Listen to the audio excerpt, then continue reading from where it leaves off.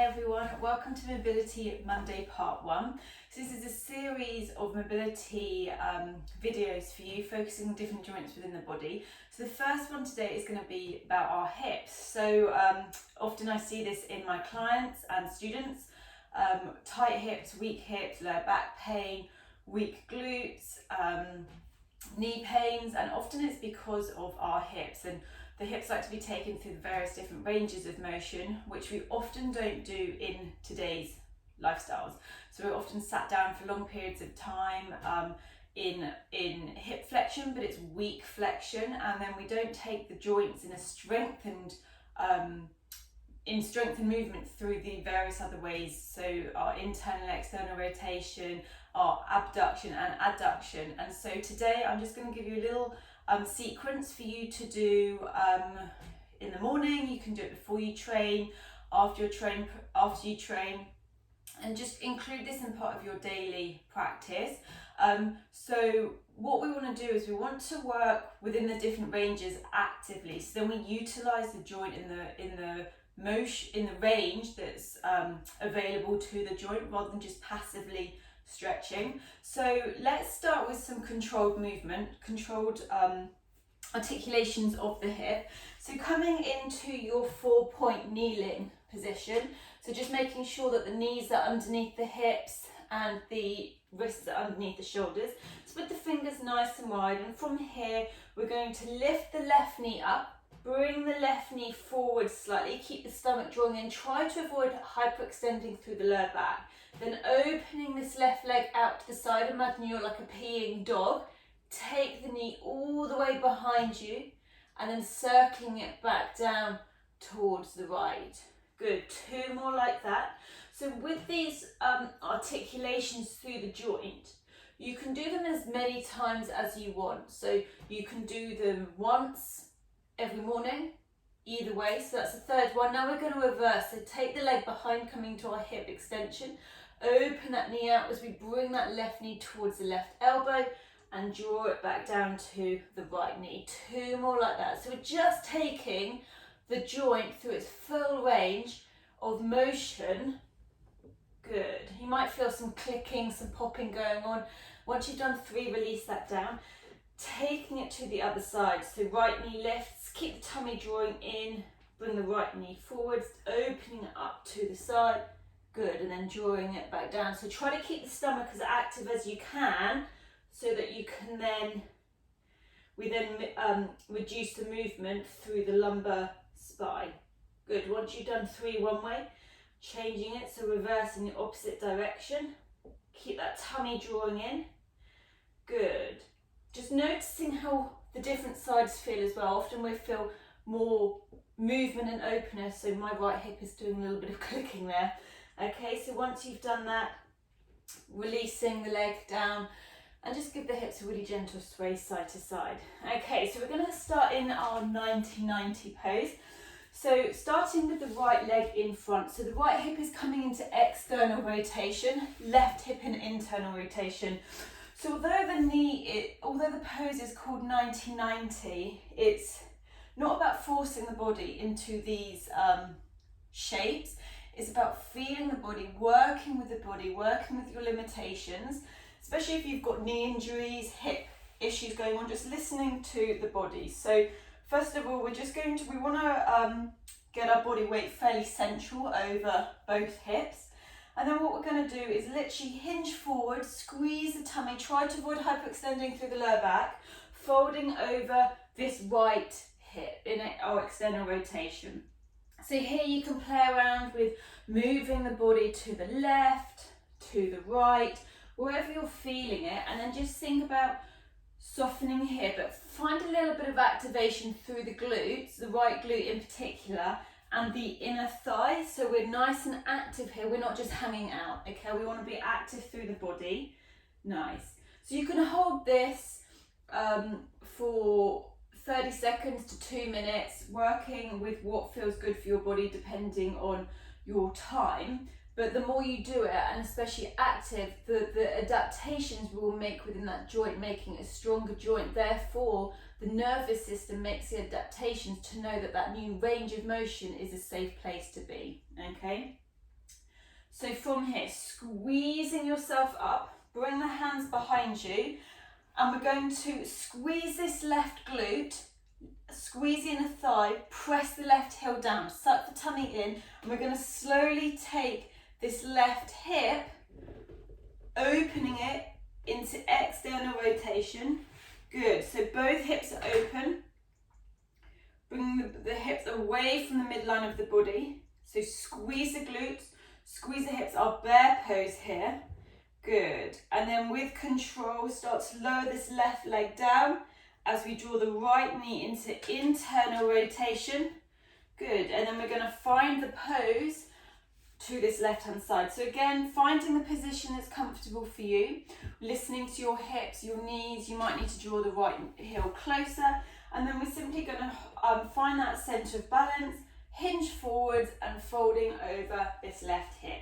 So breathing here again, if you want to feel it more towards the outer left hip, move your hands, so move your body. There's no set pose here. It all depends on where you feel your tightness, where you're feeling the pose. And then squeeze the glute, squeeze the front thigh, flex this left foot and softening down. Good. So this video is just showing you these poses, but it's you work them within your routine is what feels good for you. Okay? And then from here, coming up, squeeze the right glute as much as you can, squeeze in a thigh, press the right heel down, slowly transitioning back to our bear. So here, what we're going to do is come into more of an active movement. So squeeze the glutes, squeeze the inner thighs, and almost imagine you're trying to pull the legs back up to center. Okay, so you're trying to draw the knees together, press the heels down, squeeze the glutes, squeeze the inner thighs, about 20% of your strength here, squeeze the tummy. Remember to breathe, release the jaw. We're here for 5, 4, 3, shaking is normal by the way, 2, 1, release, maybe find a little bit more space through your inner hips. Good, and then from here, left knee comes into internal rotation, the right hip stays in external rotation. Then we're going to come into a little fold over this left hip in internal rotation. So just noticing if you're feeling any pinching, any pain, any discomfort, please don't force the body here. We've got less range within internal rotation, so you won't feel as deep as you do when you go into external rotation. Okay, so find that nice tall spine, then hinge forwards. You might be able to feel it in this hip here, and breathing here, squeeze the glutes, squeeze the thigh. Good, breathing. So active here, yeah, nice, engaging the body. If you feel a shake, this is perfectly normal. Good. 5, 4, 3, 2, 1, and release. Bring the hands behind you. Draw this left knee back up, coming into our bear pose again. Good. And then from here, we're going to draw the right knee into internal rotation, the right hip, sorry, into internal rotation, and then out, and then in. Good. And then pausing in and you're out. Now think about pressing the right heel down, squeeze the glute, squeeze the inner thigh. With this control, slowly draw the right knee into internal rotation. Good, the right hip, sorry. That's it, squeeze the glutes. Nice. With this control, opening it back out, keep squeezing the tummy. Squeeze the glutes, squeeze the inner thighs. My leg is shaking here. This is perfectly normal. Same as cramping as well. So if you cramp, it's just a nervous system saying what's going on. Okay, confusion. So pause in your internal rotation. Right hand comes to the outer right thigh. And then what I want you to do is imagine you're pressing the right leg down with the right hand, but you resist. You're creating this isometric contraction. Good, about 20%, 30%. That's it, keep this strength. Breathing, here for 5, 4, 3, 2, 1, and release. Maybe find a little bit more internal rotation in that hip. Good, and then opening it back out, and then bringing it back in. Good, okay, so changing sides. Left hip comes into internal rotation, external rotation, internal rotation, external. Pause here. irradiate. So squeeze the left glute, squeeze in the thighs, press this left heel down, tummy is active, drawing this left hip into internal rotation. So it might feel a little bit clunky. It's just we're not used to working actively through these different ranges. Okay, next time you come in, pause, keep breathing, that's it, good. So for me, I'm tightening my left hip internal rotation than my right. Left hand comes to the outer left leg. Squeeze the glutes, get that contraction, that isometric contraction. So resist left leg into left hand, 20 to 30% of your strength. Good, we're here for 5, 4, 3, 2, 1. Release, maybe find a little bit more space in that hip. New range of motion, good. Opening it out, in, and out. Coming into that 90-90 to the left again. Internal rotation through this right hip. So find your center of balance. Inhale to find length, and then exhale, folding over this right hip. Okay, breathing here. Breathing. So we're working with the mobility. So mobility is strength and flexibility within the body. We don't just want to work on stretching our flexibility because then we haven't got any control of our movement. We want the joints and the nervous system to adapt to new ranges of motion. This then helps prevent injuries as well. And will just help with your general training, whether you go to the gym, you're a cyclist, you're a runner, you're a yogi. All of this will help your joint strength and joint health, which is ultimately what we want. Good, and then coming up and then transitioning back into that bear. Good, okay, so we're going to come into our all four kneeling again, and then slide this right leg to the top of the mat. So you might need 2 blocks here, you might, so find that 90-degree angle roughly. So left knee underneath the hip, right knee over the right ankle, and then just start softening the hips down here. Squeeze the glutes, find that stretch through this left hip flexor. Oops, the left front thigh. Good, that's it, just passively holding this. Then we're just going to move between our low lunge and our half monkey, just working through the front of the thigh and the back of the thigh. So this is our inhale, tuck the left toes under, the exhale is sending those hips back, finding a little bit of length through this right leg. Flex the right foot and press the right heel down. Sorry, you might not be able to see it because it's all in black. But keep a little micro bend in this right knee, not forcing it straight. Lift through the front thigh and squeeze the glutes. Inhale to come back to our lunge. So whenever you're moving, engaging the glutes, the front thighs and the tummy. Exhale to come back. Good. So we're just working through the hips here, but also the hamstrings, the front thigh. Inhale to come back. Good. Exhale. Nice. Inhale to come forwards. Well done. Releasing blocks here. Guide the right leg back and step the left foot forward. So you can spend as long or as little in these poses as you want.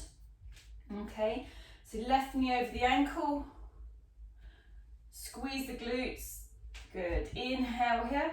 As we exhale, send those hips back, finding length through this left leg, but keeping a little micro bend in the knee, not forcing it straight. But the most important thing is we want to be active here. So squeeze the glutes, press the left heel down, lift through this front thigh, okay? Inhale to come forwards. Glutes are active the whole time, activating the right hamstring as well.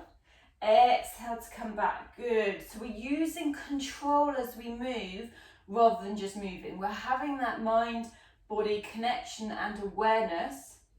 Good. Inhale to come forwards.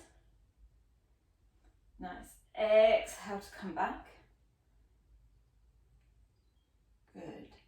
Inhale to come forwards. Release the blocks down. Bring that left knee underneath you. Good, and then just give yourself a really gentle sway side to side, not flinging the hips, just a little gentle movement. Good. And there is a little hip mobility sequence for you. So give it a go. So as many times, especially with the rotation at the beginning, the hip, when we're in our all fours, the controlled articular rotations through the hip. You can do them once, twice, 3 times, up to 10 times or more. But the most important thing is that you have that control and you're aware of how you're moving. And the same with the others too. Hold it for as long or as short as you've got time for, but including it in a daily practice, getting that consistency is where you're then going to make the changes within the hip. So I hope you enjoyed that, and I look forward to seeing you next week. If you've got any questions, any feedback, then please do send it my way. Have a lovely Monday.